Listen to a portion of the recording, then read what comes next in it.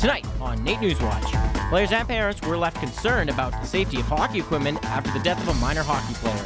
Because it's a slippery slope, right? If one kid gets hurt by this and the next does, I mean, you got to make some sort of change, I think. The Education Minister asked for the public input on the Education Act with Bill 18. We're opening up this consultation to virtually all Albertans.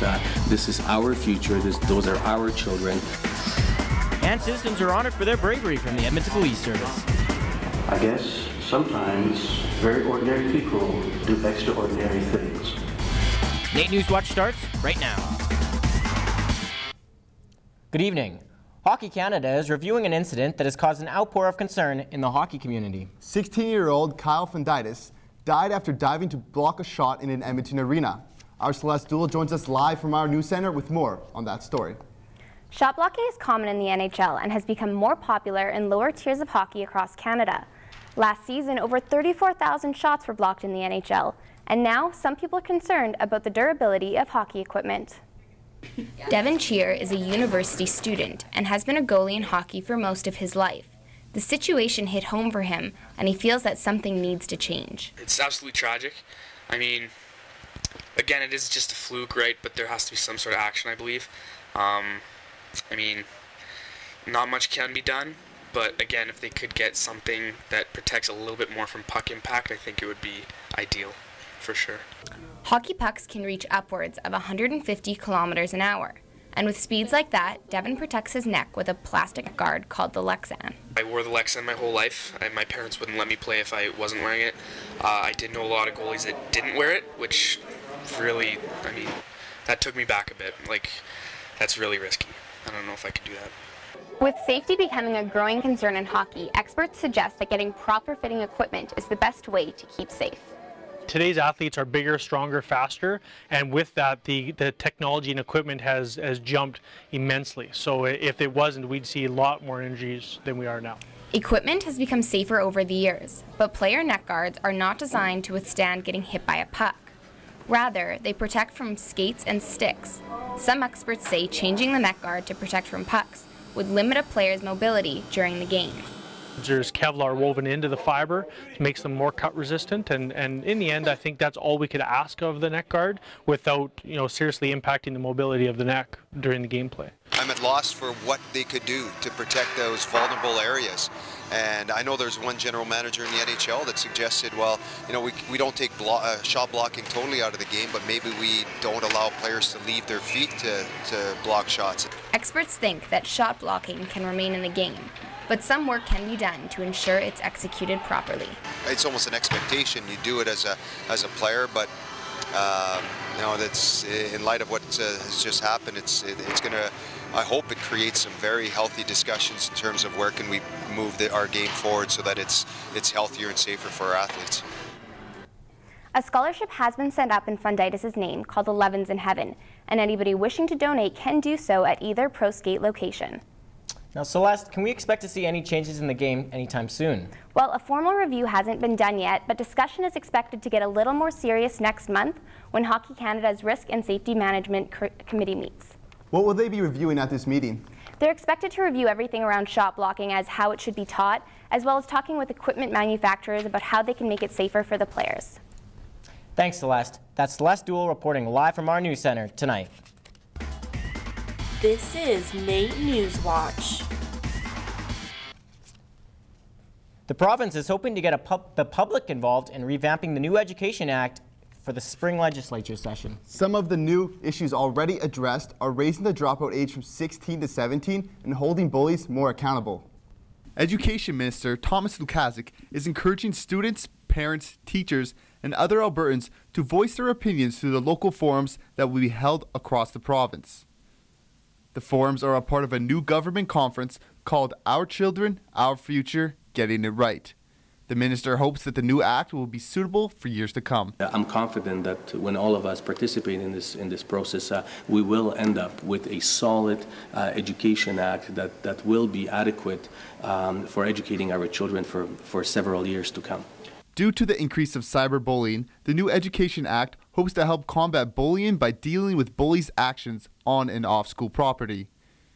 Carrie Whitaker, a mother of 2 children in elementary school, thinks it's a much-needed change. I know that a lot of cyberbullying goes on now, and even on Facebook and other blogs that people have now. So I think that it's a good idea, because that's how a lot of teens, especially, pick on other teens. With many of our young people dropping out of school at an early age and heading for the trades, the Education Act would raise the legal dropout age from 16 to 17 in hopes of increasing the graduation rate.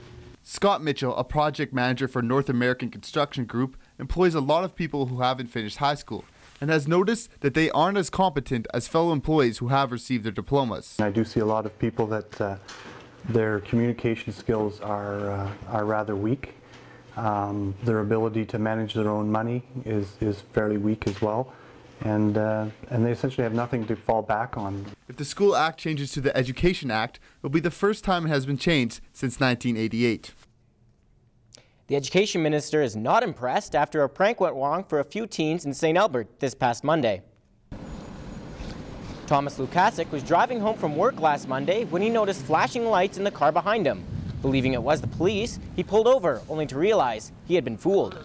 Well, these youngsters, I can assure you, will never do it again. I think they had a bit of a scare of their life, and our CMP will handle this professionally. The 2 teens who were in the car with the sirens tried driving past him, only to turn into a dead end. After cornering them and writing down their license plate, the education minister called police. The Edmonton Police Service honored more than a dozen people for their acts of bravery. 15 people were awarded earlier this week for going above and beyond their civic duties to help others.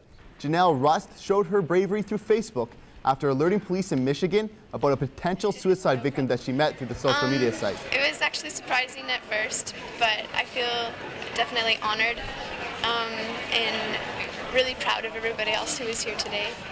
Along with friends, parents, and loved ones, also in attendance was a lieutenant governor who commended the local heroes. Addiction is a sensitive topic, but the City of Edmonton is bringing it into the light. November 13th to 19th, 2011, as National Addictions Awareness Week in Edmonton. Mayor Stephen Mandel, along with the Edmonton Addictions Awareness Week Committee, proclaimed this week Addictions Awareness Week.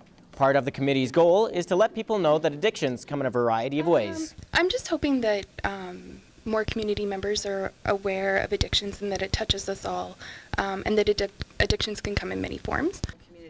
The event also featured Art Fusion, a unique way to encourage youths and adults to create art, promoting the fusion of 2 worlds, which promotes confidence and healing. A group of kids at St. Alphonsus School got a different type of test this week. iCare, a group consisting of students from the University of Alberta, visited St. Alphonsus Elementary School this past week to help raise awareness of vision care. Along with teaching of visual care, kids were given a free visual acute eye exams, testing for simple eye disorders such as near and farsightedness, as well as lazy eye. Ravin Bastimpalai, one of the founders of the initiative, says a simple goal is in mind for the future. Our overall goal is to kind of let schools know that this is within their reach, right? They can do visual acuity exams on their own, and they can yield the same results that we yield. Our objective is to just show them that this works. This is the second year iCare has visited St. Alphonsus School and tested around 40 kids. A local Edmonton school gave its students a learning opportunity about diabetes. With stations set up all around the gym, students could participate in multiple activities such as laps, ball throwing, jumping jacks, as well as a nutrition table where children were given the opportunity to taste healthy, non-sugar snacks. Margaret Schwartz, organizer of the event, says educating students is half the battle. So impacting parents is really, really important, and it's very key. So we do lots to try to educate parents through monthly newsletters, through campaigns sent home with the kids.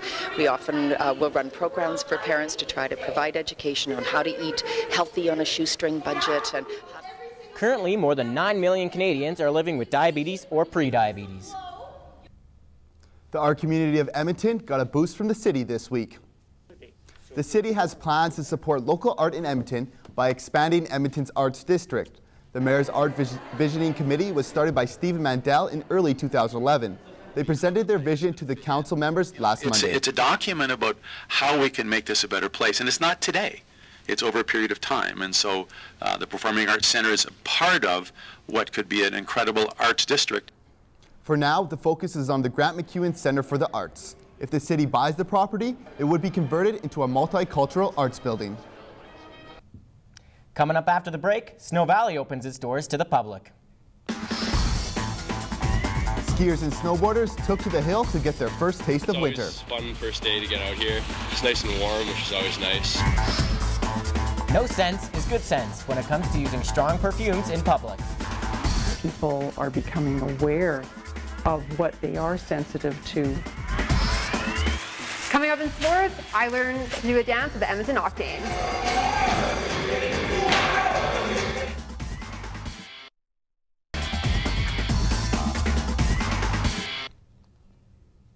The snow was fake, but the fun local skiers and snowboarders had was not this past weekend as Snow Valley opened its hills. Eager skiers and snowboarders took advantage of the warm weather for the opening day.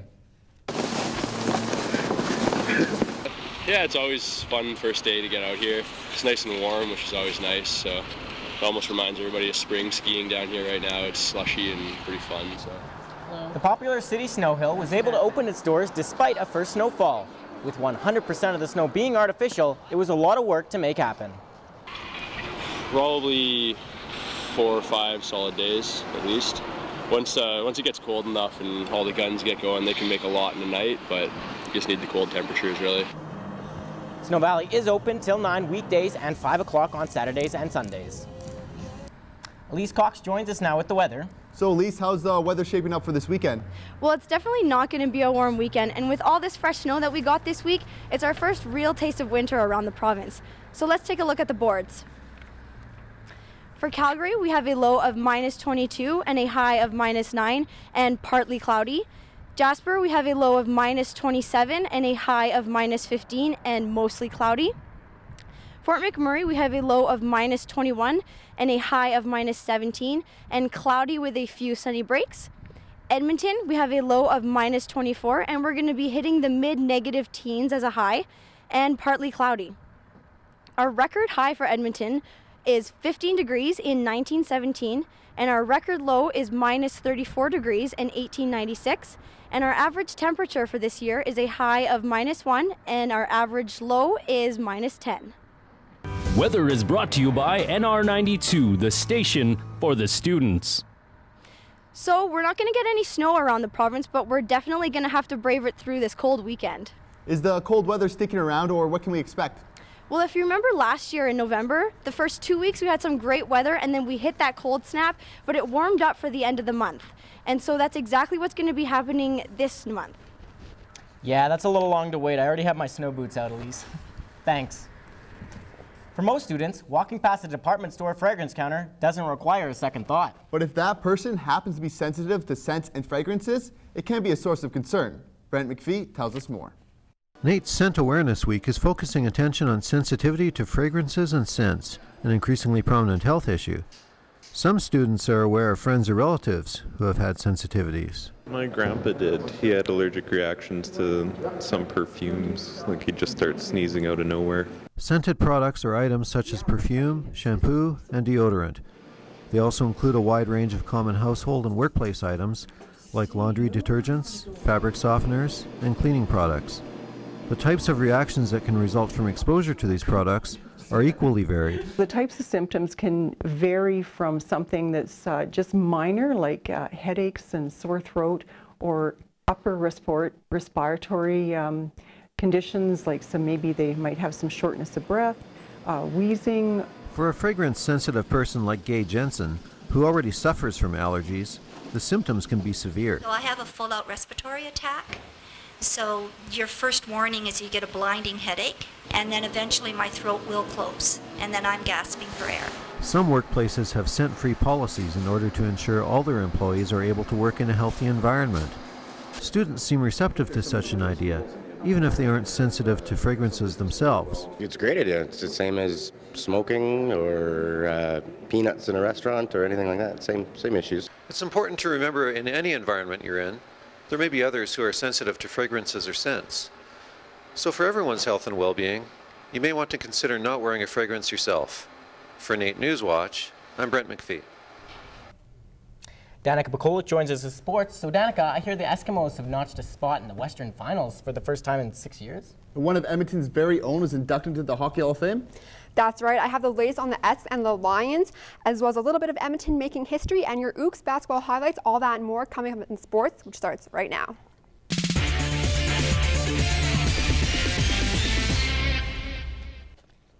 The Edmonton Eskimos have moved on to the Western Division Final, but last Sunday's win was bittersweet as running back Jerome Messam suffered a knee injury and is out for the rest of the postseason. Head coach Cavis Reed announced late Tuesday morning that Messam has suffered a meniscal tear in his left knee and will be unable to help his team take on the BC Lions tomorrow afternoon in Vancouver. Anytime you're going into a tough game, playoff game, you want to be full strength. At the receiver position, we feel that way, and unfortunately at the running back position, we're down a guy, but we just got to rally around that and come together. Jerome Messam may be out for the remainder of the playoff season, but Ricky Ray and the rest of the Edmonton Eskimos aren't ready to pack it in just yet. Hugh Charles will be stepping up to fill the void left by Messam, and even though he's only played 2 games with the Esks this season, there's no doubt in Reed's mind that he can fill that role. From our perspective, we are very confident in Hugh Charles. He has an opportunity to do some very good things in his football game, and we're very confident with him. So I don't think there's added pressure on our receiving core whatsoever. With BC finishing first in the league with an 8-2-0 record this season, the Edmonton Eskimos are keeping themselves focused for the task at hand. We just got to come together as a defensive line and just come up with some schemes, have gaps contained, stop the run first, and hopefully we can get him in second and long, and he won't have these quick passes we can just get after him. It's all about Sunday, man, and how you prepare up until that day. So I think our guys are focused and ready, and our preparation is going to be great this week. You can catch the Western Division Final on TSN tomorrow afternoon at 2:30. Terry Jones, who has covered the Edmonton Oilers since the Gretzky era and even today, was inducted into the Hockey Hall of Fame this past week. Jones has received the Elmer Ferguson Memorial Award for excellence in hockey journalism and is more than grateful for the acknowledgement. The best part has been from that day forward, starting about like a half an hour later when Wayne Gretzky gave me the call, and he also had a message read out at the induction part. But it's been all the people that have emailed and tweeted and phoned and even a few snail mails just to congratulate me, and it's just been overwhelming and so heartfelt in so many cases from a lot of people I've never met, just longtime readers and stuff. It's blown me away, it really has. The men's Ooks basketball team was looking for their 4th straight win last weekend against head coach Mike Hanson's former team, the Lethbridge Kodiaks. Brock McMillan would open up the scoring with back-to-back points, but would get fouled on this play, sending Kodiak's Sean McCormick to the line. The Ooks would strike back as Clayton Creelan awkwardly passes the ball over to McMillan, but he would get the 6th point, giving the Ooks an 8-2 lead. Clayton with assist again as he throws the ball over to Ibrahim, who drains the 3, 11-2 Ooks. Kodiak's fighting to get back on the board, and Jenton would do just that, adding 2 points. Into the second quarter, and the Kodiaks keep pushing as Jenton passes it over to Johnson for the easy basket. Johnson would try again, but before he would even get into the paint, he loses the ball as Yannick hangs on. Corey Sabin on the breakaway now for another easy basket, and at the end of 20 minutes of play, the Ooks are up 43-22. Into the second half now, and Brock McMillan continuing to dominate, helping Coleman clean up underneath the net. The Ooks up 53-26. Oler running up the court on the breakaway, but he would be short-handed as Corey Sabin takes that foul. Oler would sink 1. The Kodiaks would try to stay alive, but the Ooks would stay in the lead. Lethbridge would get a little push in the end, but the Ooks hung on to the 95-64 win. We got to take care of the ball better than that. You know, this is the last place team in the league, and you can't lower yourself to that level of competition.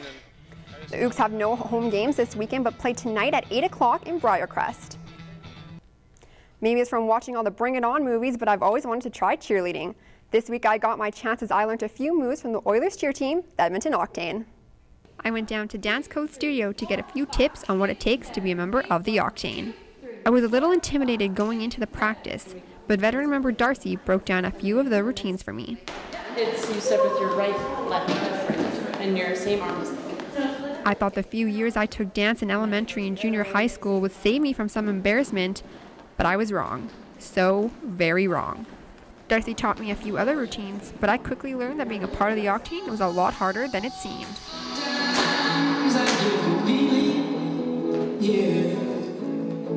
After a week of practicing, head coach Maylee Harris invited me back to do one of the routines again, but this time with pom-poms. So after 8, you're going to go up on 1, and then you're just going to go hit the crowd. So come sit up on your pom-poms. When you hit the crowd, you're going to wave and look and smile. I was more than frightened by the pom-poms, but this is what the final result looked like.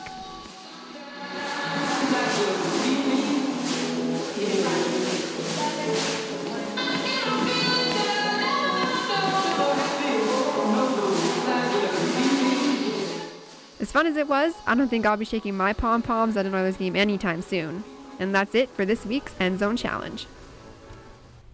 So I want to give a big thanks to the Edmonton Octane for letting me come to not one but 2 of their practices. It was a lot of fun, but I did completely embarrass myself. Really? Because I was like just about to say that you picked up that dancing pretty well. Thanks, Danica. Coming up after the break, Michael and I volunteered for the Blanket Alberta in Warmth program. We learned just how important this charity is for the community. The need is just greater every year. We see a huge increase in the requests for blankets. Coming up after the break, we're lighting up the night with High Street, and I'm here with a few different Santa Claus. Stay tuned. NAIT NewsWatch, Edmonton's #1 student newscast. Sean and I were fortunate enough to help out an amazing charity this past week. Blanket Alberta in Warmth started its 2011 winter season.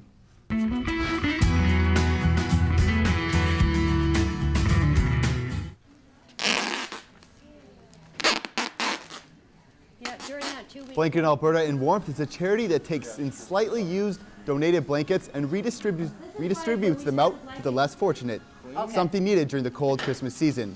Heather, organizer and runner of the event, allowed us to help wrap these blankets and discuss what the goal is this year for the charity. This year's target is 5,000 blankets. We are close to that now. But with the weather, the way it's taken a turn for a worse, we may need in excess of 5,000 blankets before it's over. To find out where to drop off blanket donations or volunteer, call 780-428-4422. Our entertainment reporter Katrina Taylor spent some time at the Citadel and outside in the cold this week. She's also giving us a sneak peek at the new romantic film, Like Crazy. All that and more coming up in entertainment.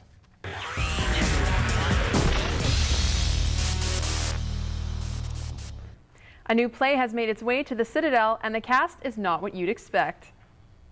Rotten, rotten, rotten. The Citadel's newest play is anything but rotten, receiving rave reviews around Canada. Daniel McIver stars in this one-man play called This Is What Happens Next, a play about addiction, divorce, and the many characters he portrays alone on stage. But Daniel prefers to do plays like this one. What I love about the solo performance is the relationship I get with the audience, because I'm talking to the audience. I'm able to develop a real relationship with the people who've come. And I like that a lot. It cuts out the middleman of the other actor. The show runs until December 4th. For tickets, visit citadeltheatre.com.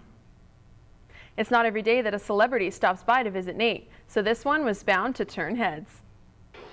Corbin Tomazeski attained celebrity chef status as a host and expert on popular TV shows, but this celebrity got his start graduating from the NAIT culinary program. Corbin came and shared his wisdom with current students and accepted a NAIT Alumni Award. I think by receiving this award, it just proves to NAIT that they're doing the right thing, and it works with me, and it's going to work with hundreds of other students, and I'm very proud to be here. Corbin can be seen on the Food Network as a food expert on Dinner Party Wars and Restaurant Makeover. For charity, for awareness, and for fun, the High Street's local shops hold their first ever All Is Bright event this weekend. The High Street kicked off the event Thursday night by lighting up the entire complex. The stores filled a sleigh with $2,000 worth of gifts to Santa's Anonymous and encourage Edmontonians to shop local. Make an excursion this year to the High Street, whether it's at Christmas, and don't let the bad weather stop you. That just makes it, we're hardy, we're Edmontonians. It makes it more fun. So yes, shop local, support entrepreneurs, and shop the High Street. The event continues tomorrow on High Street from noon to 4. We all know the big blockbuster opening this weekend is Twilight Breaking Dawn, but we're going to take a look at a little more realistic love story coming out this weekend as well. Directed by relative newcomer Drake Doremus, Like Crazy is based loosely on the director's real life. It's about two students who fall hopelessly in love while taking a college class in Los Angeles. What are we going to do after we graduate? Think about it. When Anna overstays her visa, she is forced to return home to the UK, leaving Jacob in the States to run his business. This is what's going to happen. You'll be placed on the plane immediately and return back to the UK. The two embark on a relationship that will try to stand the test of time and distance. Hi, Jacob. I'm sorry I missed your call again. Maybe we can try tomorrow. Let me know when's good for you to talk.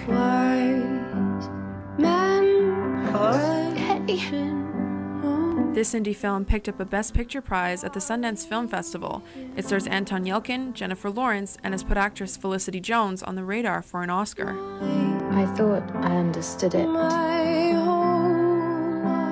but I didn't.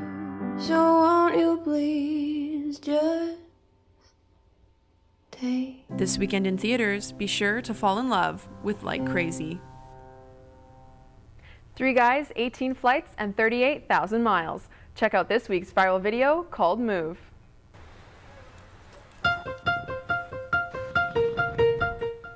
STA Travel Australia sent 3 filmmakers traveling to 11 different countries to make this advertisement.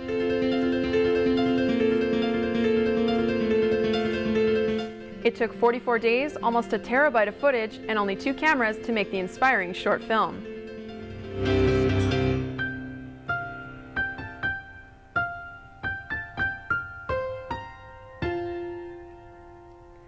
If you have a viral video you'd like to see on the show, post the link on our Facebook wall at facebook.com/NAIT And that's it for entertainment. Have a great weekend. Thanks, Katrina. With Christmas season just around the corner, there are many opportunities to show support for those in need. The Christmas Bureau charity helps out the less fortunate by giving everyone a memorable Christmas. The Christmas Bureau charity started off its 2011 season at Edmonton's newest downtown building, the Epcor Tower. The charity, building on its popularity, has steep goals in mind for this holiday season. Our fundraising goal is $1.8 million. We will probably provide a festive meal to over 70,000 Edmontonians this year. There's a large amount of people to provide dinner for and a tall grocery bill. So $1.8 million is our fundraising goal. To donate, you can go to their website at christmasbureau.ca or hit the link to find a drop-off donation location near you. Well, that's it for NAIT Newswatch. Thank you for watching. Have a great evening.